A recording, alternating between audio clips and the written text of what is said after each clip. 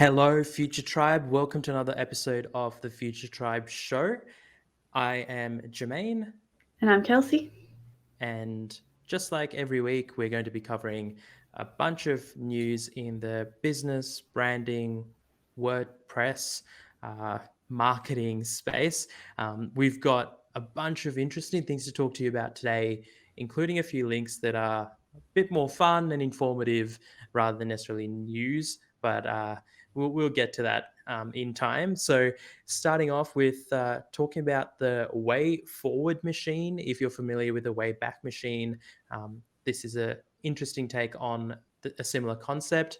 We've got a topic about brands potentially becoming more vegan, and is that a new trend, or has that already passed as a trend? We've got Netflix Fast Laughs. Harabara, it happened with Harabara, and it's happening with Space Grotesque. Something to talk about there. Hotjar getting a new logo, and Canva launching their video editing suite, which is not surprising to anyone, I would say.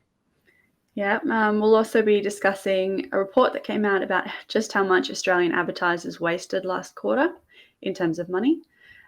Census has had a rebrand to Thrive, talking about Google rolling out Infinity Scroll, also going into dark patterns in websites and some ethical questions around that. And also a bit of a fun one in terms of Squid Game, which is the popular Netflix show, I think most popular show of all time on Netflix, and discussing some guerrilla marketing that's happened around that. All right, I think with that said and done, let's roll the intro and start talking and discussing.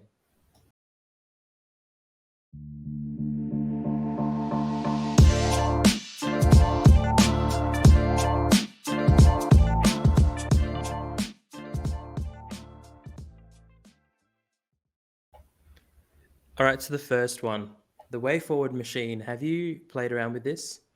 I think you sent the link through the other day and I forgot to actually have a look at it. So I'd love you to walk me through it. Well, I think let's reserve what happens to the listeners and the viewers to actually checking it out for themselves down in the description.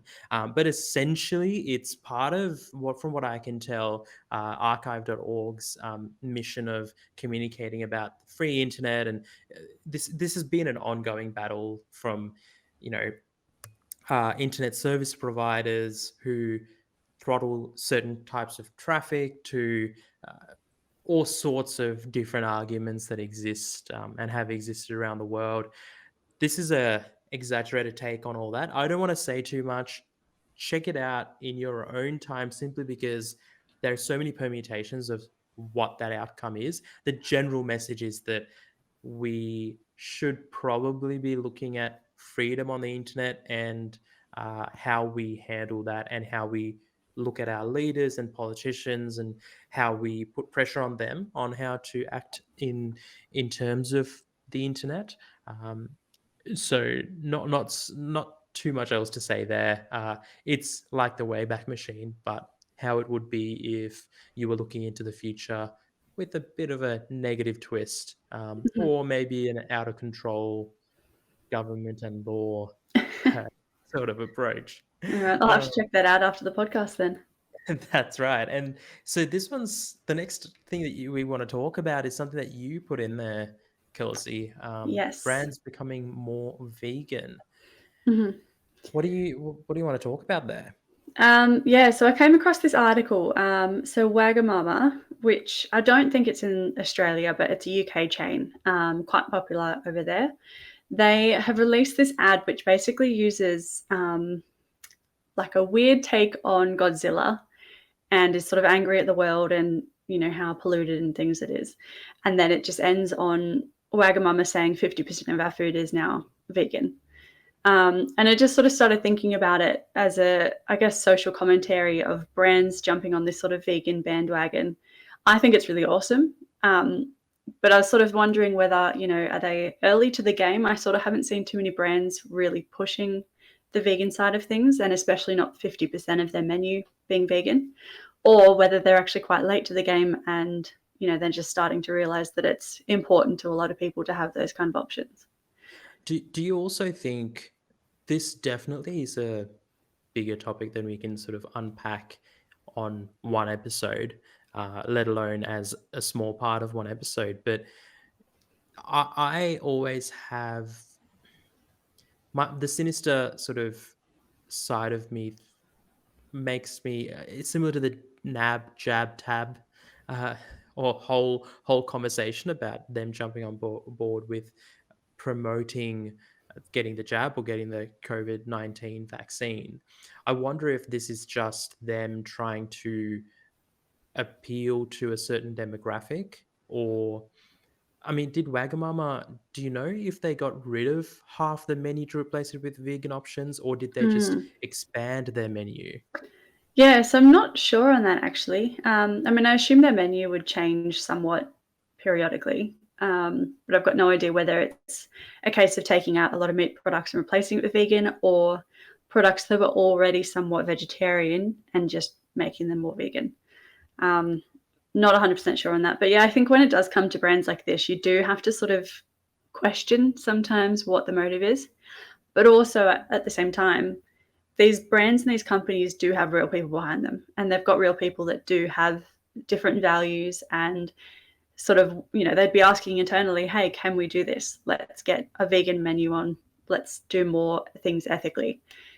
So like, I think that it does come from a human place, but also of course, there's going to be positives for the business as well.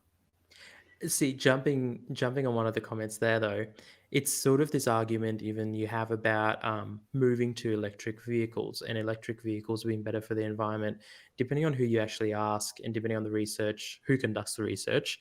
Um, it's arguable as to the benefits, and I'm not saying that it's necessarily the case with vegan alternatives.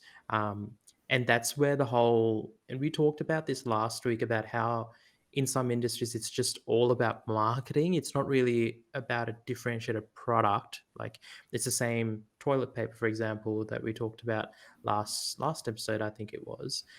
And in some instances, at least a small part of me feels like it's just handy for marketing purposes. Whether the real impact on the business is financial or good PR, is sort of to be determined and to be sort Mm. of when you work out how you balance things out. Like McDonald's, for example, I will not be happy if they replace half the options with vegan options. Mhm. Expand them all you like, and add more items, because McDonald's is a fairly, like, they have seasonal menus, but their menus are also like you get the classics. In fact, Mhm. now you can get most of their classics 24 hours a day, I think, Yeah, including something like their that. breakfast options. Yeah. So Mhm. from that angle, I think it's just a very easy way for a company to provide options. And I'm not saying providing options is a bad thing either, but I do wonder, like, what place these big behemoths have when it comes to introducing vegan options, and then how do brands who have always just been the vegan option, like, not that there are fast food chains that are just vegan that I'm aware of. I'm sure there's No. some. Yeah, so I was actually going to say, and on the topic of McDonald's, so in Australia, as far as I'm aware, there's no vegan or even vegetarian option in terms of a burger for McDonald's. And then I think when it comes to Wagamama, so it's sort of in that argument of it just being a nice little add-on PR stunt kind of thing. I think in the case of Wagamama, when they've talked about 50% of their menu becoming vegan, I think that's sort of beyond a PR stunt. I think that is a very big statement to make. Even if it's expanded, like, that's a massive focus on being vegan rather than just, I think in the case of like Hungry Jack's, let's say, they've got a veggie burger. It's one veggie burger. That's it. That's your whole option. And they put a lot of emphasis on that when it came out. But I think in this case, Wagamama is saying, this is what we care about as a company. We're actually going to make this a real option rather than just, here's your one thing, have fun. So I So really it's like it's it. more I than think it's like the positive. tokenistic Yeah. um, option there. It's at worst, or like, in the end, if you want a vegan or vegetarian option, the worst part of the outcome can be that someone has more options, which isn't actually that bad an outcome. Mhm. So I definitely agree with you on that point. It never hurts to have more options. You might not even feel like having meat that day. You might not be vegan or vegetarian per se, but just want to eat something that isn't beef or chicken. Yeah. And you should have that freedom. And it'll depend, I think, ultimately these companies will just see how that works out for them financially, because there's real repercussions here, right? When you expand a menu by 50%, you then need 50% more space for everything. Or at the very Mhm. least, you don't want to be eating a veggie patty that is 2 weeks old, because they've had to freeze it and no one's sort of been eating it. So it'll be interesting to see how they handle this and how, as well, the more fresh sort of branded brands, the fresh, you get what I mean? The brands that are Mhm. more fresh than fast food or fresh fast food, how they sort of handle this, because I would imagine they need to keep an eye on demand, as much as they need to keep an eye on, best buy dates and expiry dates. Yeah, absolutely. So from that to another thing that you put in there, which is Netflix's Fast Laughs. Yeah, so Tell the me other more. day, for the first time in probably months, I came onto my phone app for Netflix, and I'm usually just on my TV or whatever. And I came across this thing called Fast Laughs, which was just another part of the app, like a little bit of another tab. And it was essentially a Reels or TikTok identical product. But basically, it just took like a couple of minutes or a couple of 30-second snippets from all different shows on Netflix that were like funny moments essentially, and you could just sit there and scroll through. And then, of course, if you found something that was funny that you sort of hadn't seen before, click through and watch it. I just thought it was Right interesting. from there, like right from that Yeah, view. within the app, which I just thought was such an interesting approach to obviously TikTok and Instagram Reels. They're currently trying, well, Instagram's trying to compete with TikTok, probably not so much the other way around. But I think Netflix has seen the success of those two and said, how can we adapt this for us? And now they've got Fast Laughs. I haven't been on there since. I haven't, scrolled through it, so I'm not sure how effective it really is. But I imagine if there's one day I'm like really bored and I can't find something to watch, maybe I'll go on there and have a scroll and hope that something pops up. See, that's better than they have like a randomize option, and where Mm, if you don't know, you can just pick a button and just watch whatever. So to me, that is just highly unlikely that I'd do that. But with Fast Laughs, at least I get sort of a quick snippet. Saying that though, do you know if that's only for comedy at the moment? As the name Um, suggests? I hadn't really thought about that actually. I assume so if it's Fast Laughs, because I mean you don't want to just get some random scene from some very serious movie and not really understand the context. I think there's probably a lot more that goes into it. I'll have to explore it a bit more. I sort of just had a scroll the other day and thought I should mention this on the pod. But yeah, I'll have more of an explore and maybe come back with a report on my usage later. Later. Yeah. I mean, it to me is really interesting in that Netflix is obviously a certain platform, right? So it's one of many video platforms, and it's its own platform. That is really what the product is. Yes, they have their studios to supply content onto that platform, but at the end of the day, they want people to come to Netflix and consume content within Netflix. That's the platform. But they've sort of they have a YouTube channel, for example, called Netflix is a joke, amongst many other YouTube channels. And what I think is interesting from this is Netflix exploring on other platforms how they can work on their content, and as a result, their marketing. It's, to me at least, or in my opinion, it's extremely effective. Like TV channels used to do this where you could watch like a 3 minute highlight, or not quite a trailer, but an episode of a certain show. They just take 3 minutes and you can watch that on YouTube, and then you scroll down, and if you're in Australia, you realize that it's region locked, so you can't actually watch it anyway. But ultimately it is still a lead gen for them. And these platforms of like Facebook, YouTube, etc., I would assume, has to let Netflix post this content because otherwise they'll just, shout about it all, Mhm. and make a whole sort of song and dance about it, which is in their rights. So it's something that smaller businesses can take out, I guess, some inspiration from too, is looking at, okay, what sort of content, or what sort of product or service do you offer, and how can I look at getting onto some of these bigger platforms to, and then repurpose content similar to how we do with the podcast. We have not really talked about that in the past, but we have the video version that goes on YouTube. We have the Future Tribe Clips channel that sort of takes little shorter chunks of very specific content and puts that out there. And then we've got the podcast itself. We then push that onto our website with the transcript, and then of course the podcast sort of gets disseminated across many other podcast listening platforms. So it's, for me, the biggest takeaway is that Netflix is so big, and yes, they focus on other forms of marketing. And further on in this episode, we'll talk about a report that talks about how much Australian advertisers have wasted in marketing. But what Netflix is doing is something that I would say wouldn't cost as much. It's essentially content marketing, but done within their own app and then on their competitors' platforms. Absolutely. Yeah. It's interesting. Mm. Um, yeah, especially because, yeah, they're such a big company, so they'd have, I would think, as much money as anyone else if they wanted to market this in a different way or wanted to spend the money on advertising.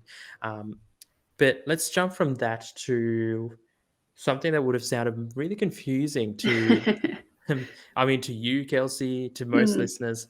Um, I phrased it as it happened with Harabara, it's happening with Space Grotesque, and essentially what I just wanted to mention, and it was more a point of conversation than necessarily that I've got a specific point, but back when we were known as New Main, I wouldn't even be able to say what year. It would have been maybe 2014, 2015. I used, potentially even earlier than that, Harabara as the font for the word mark.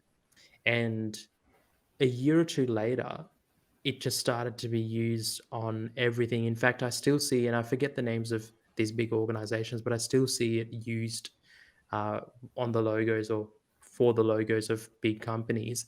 And now it's happening with Space Grotesque, which used to be the word mark or the font that we used in our previous Future Theory logo. So, and this isn't a case of what do you call it, where you notice things a lot more when you either use Mhm. it or see it for the first time. This isn't a case of that, and I'm not suggesting that I'm a visionary. I am wondering though what you think about it. I mean, I'm not super familiar with Harabara, but I think in any of these kind of circumstances, if you've got something that's a good product, people are going to realize it's a good product, and it's going to take a while for it to pick up. In your case, you identified this early, and then a year or two later, it became quite popular. It's just how all these products function, I guess, and then you kind of get sick of seeing it, and it stops being such a good product at that point because you're seeing it everywhere. It's not original anymore. It's not unique. Yeah, Mm. okay. So that's a fair point. Damien mentioned when I was talking to him from a development point of view that Space Grotesque is now available on Google Fonts. And Mhm. it's always been free, and it's available for free from Google Fonts, which is Google's free repository of fonts for anyone who's not aware. And it's fantastic because it's free. So rather than having to pay licensing fees for fonts, you get access to it for free. We'll include a link for anyone who's interested in the description, but Space Grotesque is now available through there. So he was also suggesting that now that it's available through such a prominent platform, it's got a lot more eyes on it. And then using that logic with what you've just mentioned, Kelsey, maybe it is as simple as it is good. It has now reached a wider audience, so more people are going to use it. And we just picked up on it early, and it's just happened for the second time. But we haven't made a huge fuss about this yet, and we'll be disseminating more information about this. But you're the first to hear this, that we've got a trademarked new logo with a new word mark coming out. So maybe we'll see, but maybe 3 years down the line or 2 years down the line, the font that we based our new word mark off will catch on too. Yeah, we'll see. We'll have to check back in. Yeah, exactly. On episode 150 or some ridiculous number like that, we'll check in and see if my visionary status is something that I get Remains to keep, intact. Yeah. or if it's just fallen apart. Hmm. And so, talking about new logos, we've got a couple rebrands and logos that we wanted to bring up, and the first one is Hotjar. Do you know what Hotjar is, Kelsey? I've heard the name. I wouldn't be able to tell you what they do. So Hotjar is a analytics tool. Let me share this for anyone who is um, watching or will be watching in the future. Here we go. All right. So this is what Hotjar's new logo looks like. They're analytics, like a tracking tool to understand how users behave and interact with, especially a website. I think they've potentially gone into web apps and apps in general. So they've rebranded. I'm not sure how many times they've actually used, had a different logo introduced. Going further down to try and maybe see a history of their logo. There is a lot of examples of application, isn't there? Yeah, a lot of collateral. Yes, but nothing to talk about the previous iterations. But for anyone who's used Hotjar, I think they'd be very familiar with this this logo here. My Actually, no. What is your initial reaction? Initial reaction, I'm drawn to the new icon. Thinking of it in the context of analytics, I like that it's got that upward movement. It's not quite the flame they had in the old one, but it still mimics that flame-like approach, I suppose. So I think that's kind of cool. I mean, I like it overall. It's not offensive. I'm not. It just kind of feels like a different logo to the previous. I'm not sure if it's sort of an improvement necessarily, or a step back, but more just a different logo. Mm. Yeah, do you think? I feel like maybe they did contemplate bringing the flame over, but it looks very Tinder-like. Yeah, And same color as well. They've adjusted to that sort of orange rather than the pinky red. yeah, which is a smart move. I think that their old logo looks potentially almost like a slightly more professional Comic Sans, and that's not a compliment. It's a bit No, that's not fun, good. Yeah. isn't it? Where this new move, I do like sort of the overall collateral and expansion of their brand, but they've introduced a color palette that is all over the place. Again, we've talked about this over and over again, and I don't think Hotjar, just like Dropbox and a lot of other brands, I don't think they are big enough to just have a color palette that includes essentially every color that you could ever want to use. Mhm. Um, okay, I get the whole, I think the suggestion here is that various types of flames are inspired the color palette, but to me, it's a bit of a reach. When you think about Hotjar, I never think about fire. I know the name says hot, but it's heat and fire are two different things. Do you think the new logo is supposed to, or the new icon is supposed to represent like smoke, maybe? Mm, potentially. I sort of more just see the like almost cartoon heat flames or like the heat waves kind of thing. Okay, yep. Um, And yeah, just in that upwards movement, like you would hope to see in your analytics, things improving. So I think it's kind of trying to do both things in that sense. Do you also see sort of the Z, like not necessarily the full Z or Z, depending on where you're listening from, of that user journey from going down a website as well?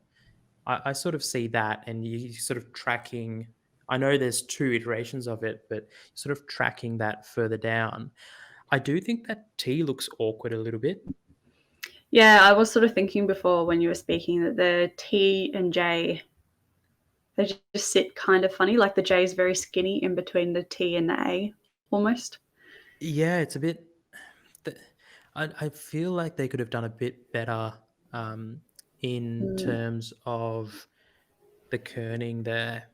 Yeah, I think I can see why they had to do it in that it's the only letter that has an overlap with another letter. But if you'd pulled that J across, you'd have this massive white space between the T and the whatever letter it was next to it. Yeah, it's potentially. Oh, there you go. This animation, for anyone watching, is sort of trying to show how the trace graphic came to be. Not the most convincing, by the way. I've never that sort of journey there. I think. I mean, Hotjar would know better than I do, but I've never seen that sort of user journey where they start from one place and sort of keep bouncing up and down. It's more of a Z usually. Um, some of this it is nice to look at, but I think some of this is a bit of a reach. Hmm. Looking at those graphics, it makes me think that it's. I mean, I'm not as familiar with Hotjar, I think, but it really makes me think of its heat mapping tool to really understand the customer journey. Um, and I feel like those lines really help to make sense of where things are going. Like that first animation we were looking at sort of drew attention to where people looked first and what their journey was across the page. So I quite liked that myself. Not sure I how that think would you're go in a real taking application though. well, yeah, so it might not necessarily translate to the real world as much, but you're definitely taking, I would say, the right things away from that. Though looking further through these illustrations, I do feel like they look more fun. And this is not to be offensive to Hotjar, but what they do isn't the most engrossing or the most interesting for the average, like, quote unquote, residential consumer. And they're trying to make it a lot more fun, perhaps, but um, maybe they do want to go down that road of, like Kelsey, if you're building a website on Wix and you want to get a bit more information, maybe they're starting to push into that market because they've not exhausted, but they've reached as many professional designers and developers as maybe they could Hmm. reach. But I think it could also appeal to more professional people as well, in terms of it looks like they're really focusing on the visual approach. And I think as somebody who sort of works in the SEO space and everything, you're looking at all different kinds of numbers all the time. Um, Having something else which gives you a visual understanding, I think, is nicer. And it's probably easier than if you're working with clients, let's say, or you're reporting to a senior manager of some sort to say, to break it down for them in an easier to understand way. So I think there's some good application in that sense. That's true. It's not something that I sort of thought about. And then even if you're trying to convince a not so developer minded or design minded individual, which would be more or less everyone else in an organization who sort of Yeah. doesn't fit into your team, it might make it easier to do so because there is something that looks more pleasurable to touch and work with. So, Hmm. um, yeah, fair commentary, I would say. Um, Talking about design, a tool that I think, and talking about design from like a general consumer point of view, Canva, I think, is the king, queen, any is the royalty. Yeah, absolutely. um, and today we're talking about the fact that they've now announced launching a video editing suite, which surprises, I would say, just about nobody. Am I Yeah. correct in saying that? Yeah, that seems like the logical next step once you've sort of optimized your graphic design side of things. to a good enough point. Obviously, that doesn't mean they'll stop optimizing that, but yeah, expanding your service offering at this point now they've got such a large market share is the obvious next step. Yeah, it is the obvious next step. I wonder what this will do to, there's been talk of video being the next frontier when it comes to content creation, original content creation as well. And I don't mean to say that in a way that like, oh, video is this new thing. YouTube's existed for so long. Yeah. I'm aware, but video has been historically the harder thing for the average person to do, apart from sort of picking up a phone and sort of going from there. We Mm. haven't, I haven't played around with the new features from Canva. They're a huge company. I'm sure they've done a really good job with it. But saying that we can't stand behind a comment like that, they maybe really stuffed it up as well, just as much as Yeah. they did a really Haven't good job. explored it yet. It's Haven't explored it.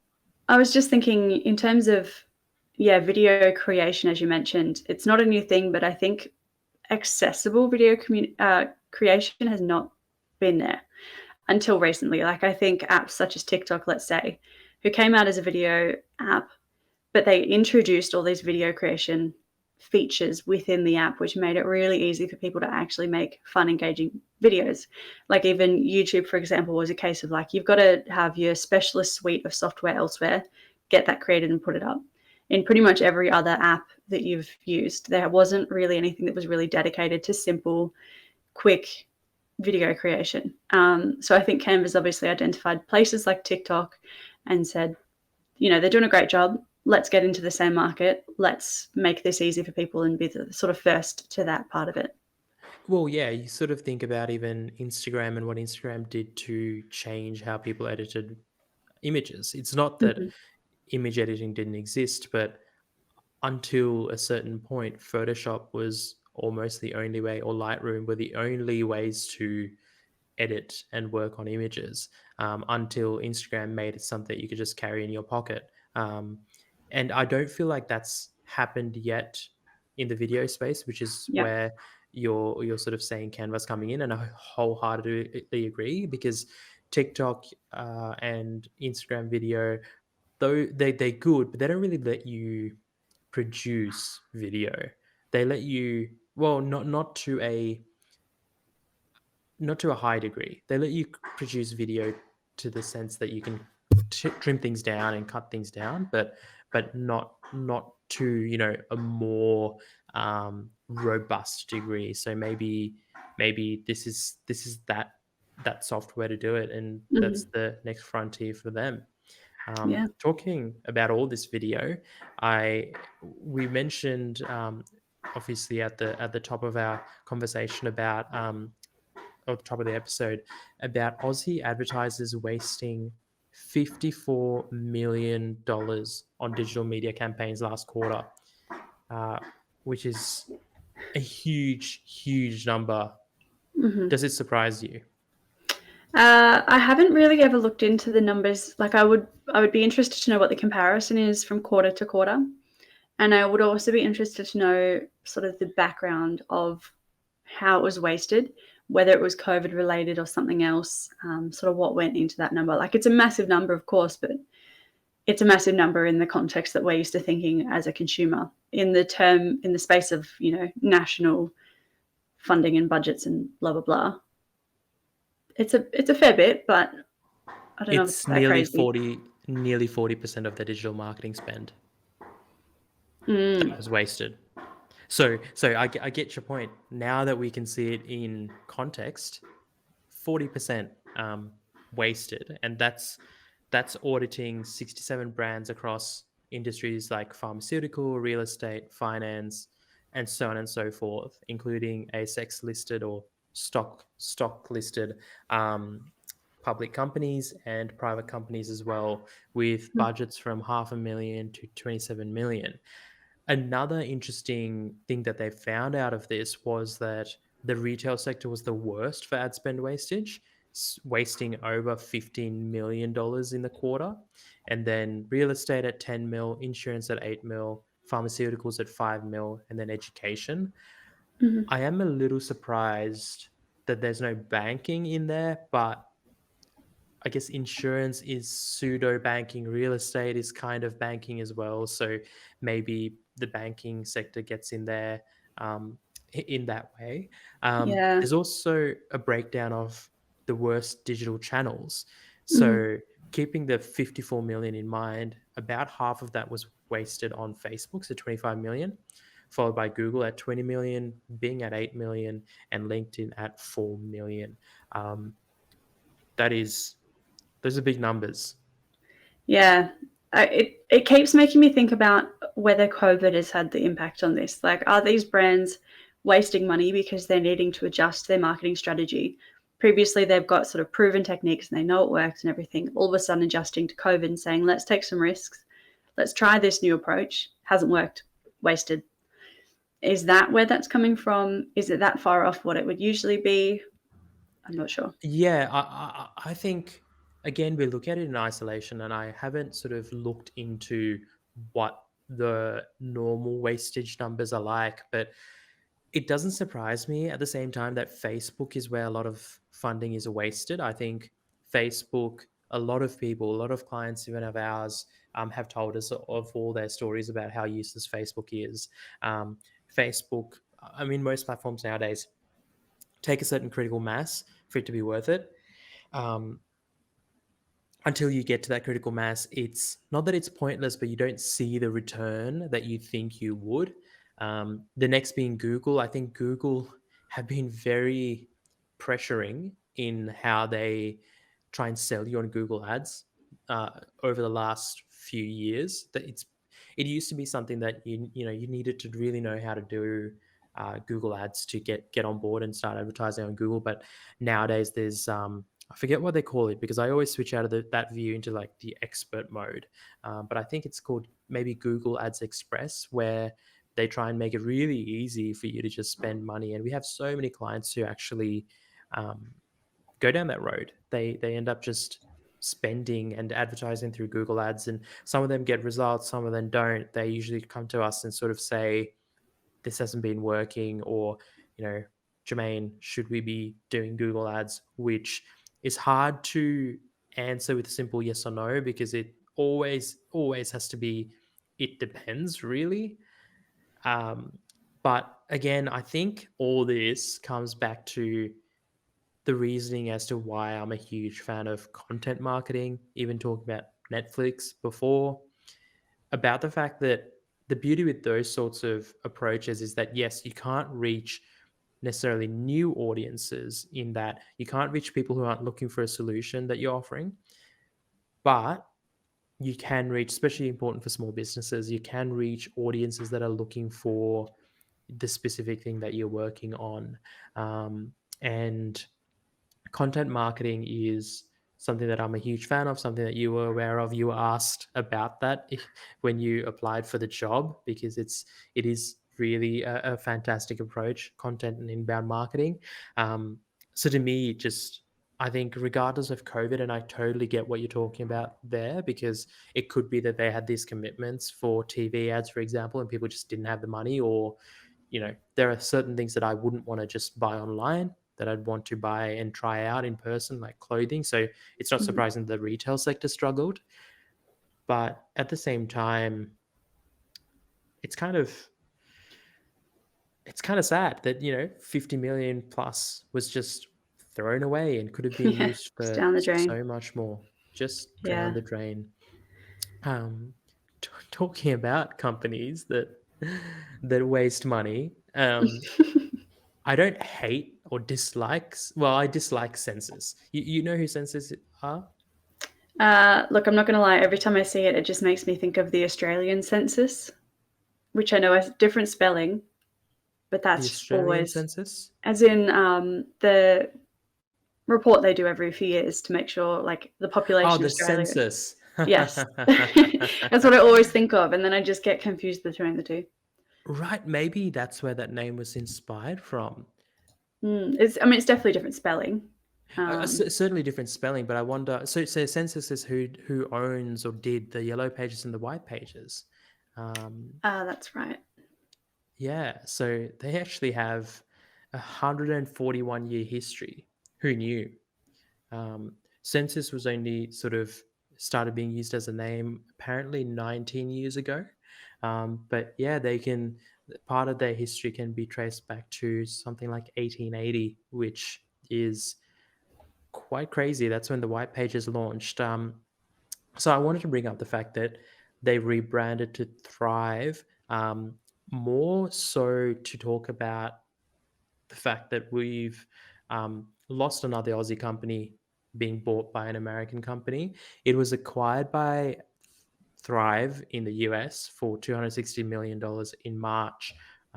And that was after Telstra sold 70% of Census to another private equity firm in the US. So we just, we've talked about this as well when we talked about CNN ditching Australia in one of the previous episodes.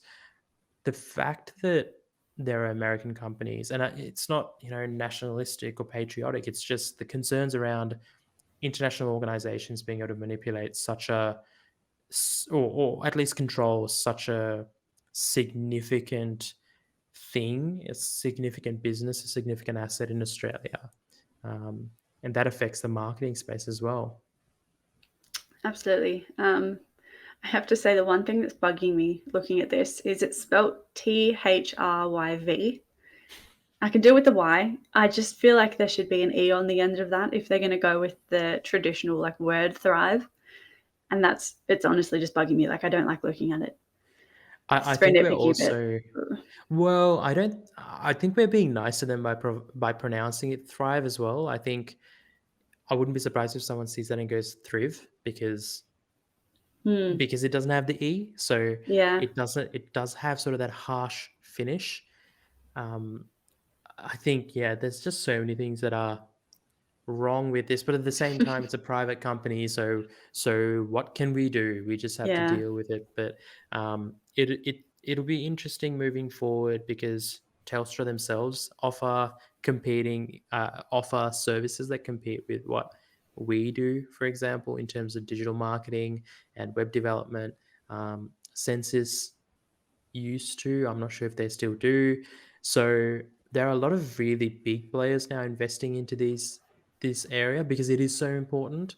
Um, I feel though like this is going to lead to more wastage in terms of ad spend. Again, talking about what we were just yeah. going into because these big companies, they're sales driven. So what are they going to do? They're going to want you to sell more online through digital ads because they get the fees for maintaining those things for you. Now, yes, you would stop doing it after a certain period of time, and if it was ineffective, but at the same time, you've still wasted that money for a certain period of time. And no doubt they'd be trying to convince you with minimum contracts and minimum spend and things like that. So I do dislike that side of what's happening, but I might be Hmm. alone. No, I think that's fair enough. Always good to be wary of, takeovers and things like that, I think. Yeah, especially in the advertising and money spending space. Mm, Um, Now, last week we talked about, was it last week that we talked about Google rolling out some updates? I believe so. Yeah, they had that sort of increased transparency with the extra data about when it was, the website was originally made and all of that sort of stuff. Yeah, and that wasn't so, I at least don't think that was so financial driven. But then we also talked about them stopping ads about climate change, which I just saw the financial gain for them because they said outright that their advertisers didn't want to advertise next to those sorts of that sort of content, Yeah. and now they've announced infinite scrolling on Google search results. Mm. Or they're calling it continuous scrolling, which is rolling out to Google search for most English searches on mobile devices in the US. That's their official announcement. Was this a thing at some point already? I feel like I have this weird memory of Google having infinite scrolling at some point. They may have they may have experimented with it. So Mm. Google and a lot of big companies are known to just push a certain, 1,000 users get access to a feature during the testing process. So it may have been a feature, To me, Mm. it's an interesting one because now we're moving away from Google Ads being up the top to Google Ads being potentially anywhere in the search results, making it harder to differentiate ads and genuine search terms. It also raises concerns for me around like Google shaking up things that are just a classic that they've sort of left alone for a long time. Um, I've appreciated that about Google, that not that they're the best, or they're not about making money versus other companies, but I feel like yes, Google kills off, like introduces and kills off products all the time, but they've left their core offering fairly manageable. Like you're not sort of dealing with ads, for example, on Google search in terms of like display ads, Mhm. which they could have easily done. Like they could have just made it into a billboard, which they haven't done. But with this step, to me, they're mucking around with Google search, which I've just appreciated that they've left it Mhm. alone. Um, but I wonder if, I mean, am I alone in that feeling? Yeah, I'm not really sure what to think about it because I'm sort of thinking from the perspective of at the moment, you go through your search, you'll get to the bottom, maybe you'll go to the second page. Not often you'll get to the third page though, and you'll sort of leave your search there or research something if you haven't found what you're looking for. I wonder how that will change user behavior with endless scrolling because you're not going to sort of realize you've hit the end of that first page, which you usually recognize as the most relevant. And I wonder what that will do in terms of sort of ranking for organic search results, whether it's going to be slightly like less important to be first page because all of a sudden you're not just first page, you're just somewhere down the scroll. I wonder what that's going to, yeah, I'm not sure what that's going to do. Yeah, I think it'll have really interesting repercussions, as you said, you're no longer first page, because I would argue that I'd rather be at the top of page two than maybe in the middle of page one potentially, just because you might risk being lost in the mess versus just being clearly the first or second search option.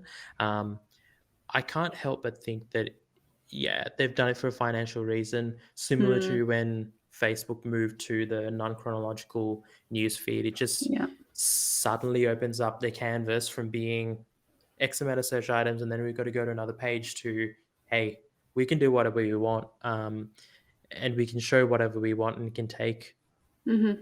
almost as much space as we want, so they can start playing around with those things. Yeah. Um, I wonder if it'll keep users on Google longer, whether that's an outcome thereafter, or whether it would shorten the time they're on the search results and what kind of impact that might have. Because obviously, as you said, they don't have the display stuff. But if you're scrolling and you are seeing more of the ads, maybe they'll charge more for the ads.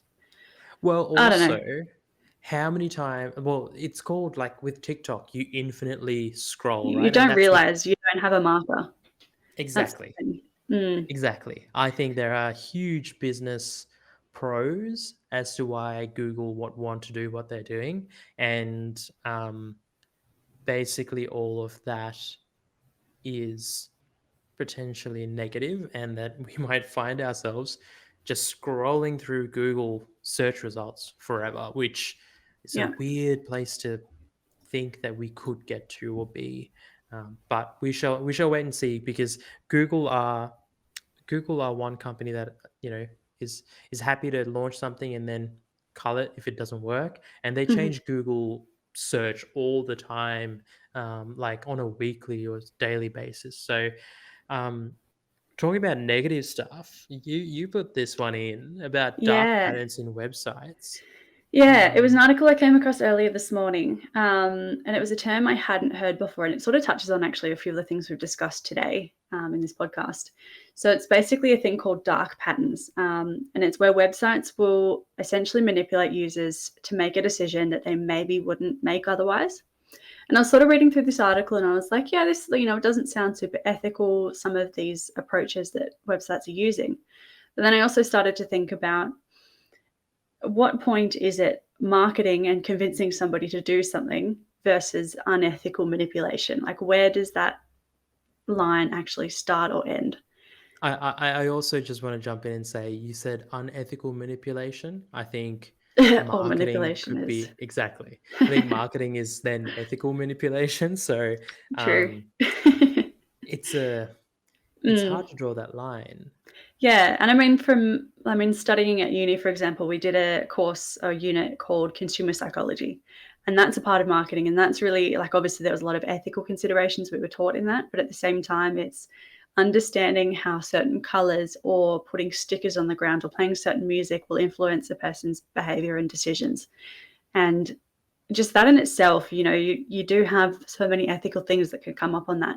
So when you're designing, websites, for example, to make it really easy to subscribe to something, but really difficult to then unsubscribe or change that decision, is that a dark pattern? Is that what that's classified as? And I was thinking as well when I started reading this about my experience with Amazon.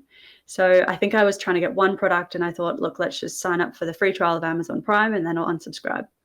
And it was fine. I did unsubscribe, but the actual process to unsubscribe, I think it was like 5 steps of me saying, yes, I want to unsubscribe. And each time it was like a really big green button of like, no, keep my membership, and a tiny little thing saying, yes, continue, which took me to another page, which sort of questioned some other parts of why I was unsubscribing. And it was such a process to actually just say, like, get me out of here. By the end of it, I was quite frustrated. Like I said, I got there, but it was not easy. And they kept using all these tactics to keep me subscribed.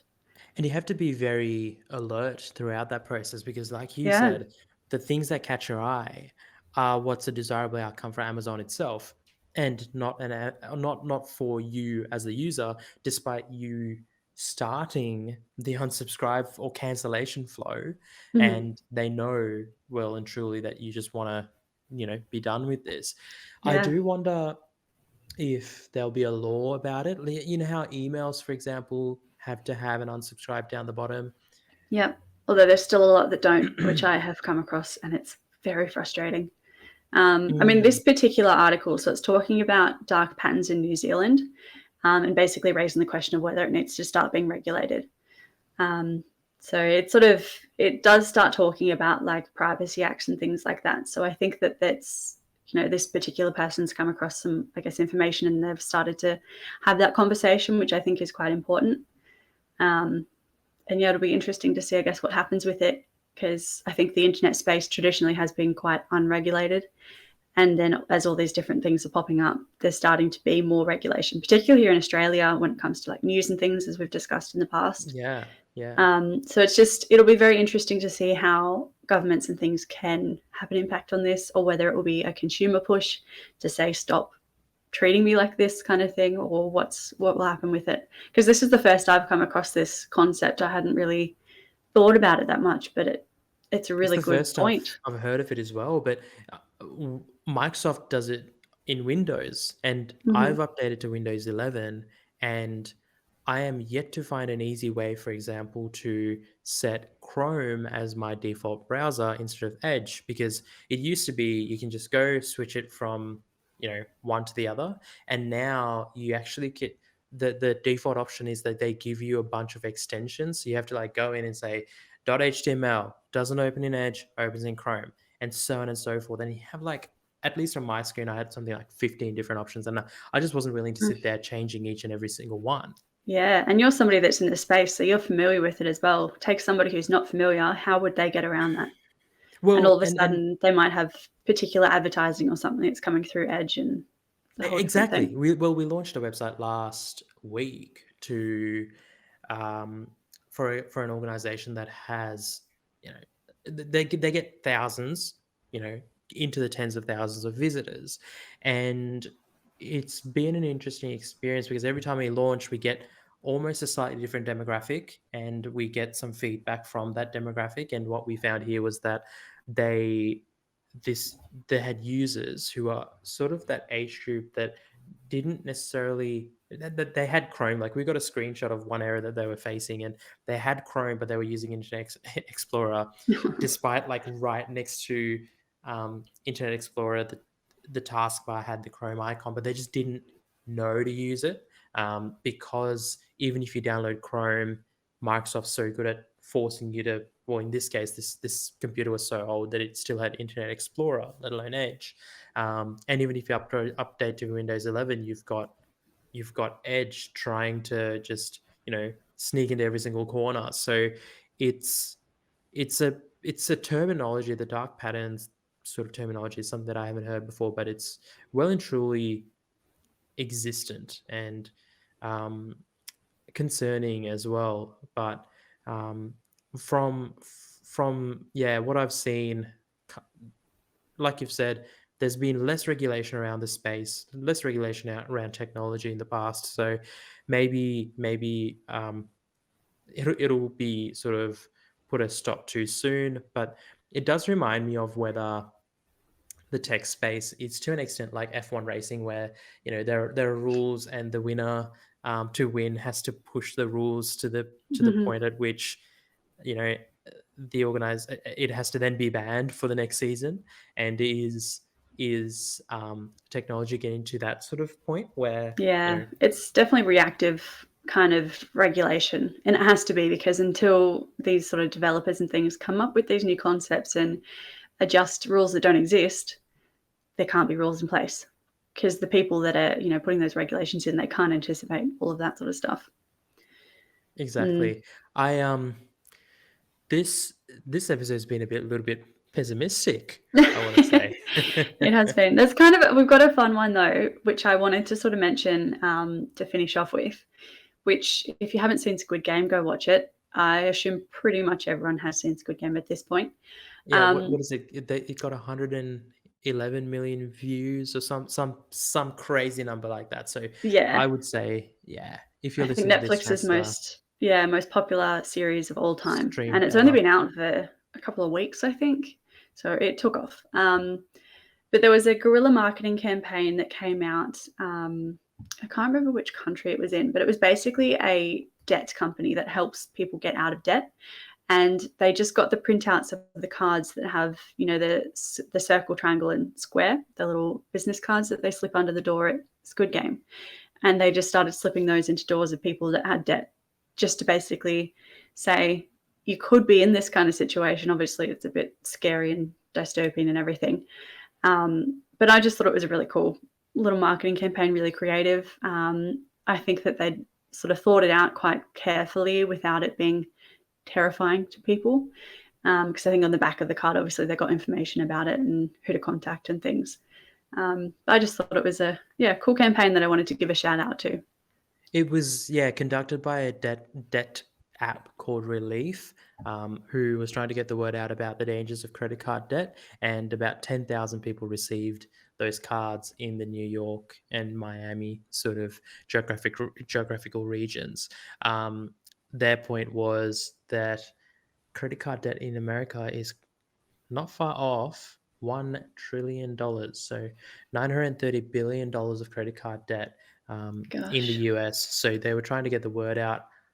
This is another example. We were talking about Netflix earlier with their marketing approach of just something that small businesses can do. Now, this would have cost a bit, but nowhere near as much as you would think, Hmm. at least in terms of production for a small business. Like Yeah. if Well, I you mean, it's were just a letter drop, really.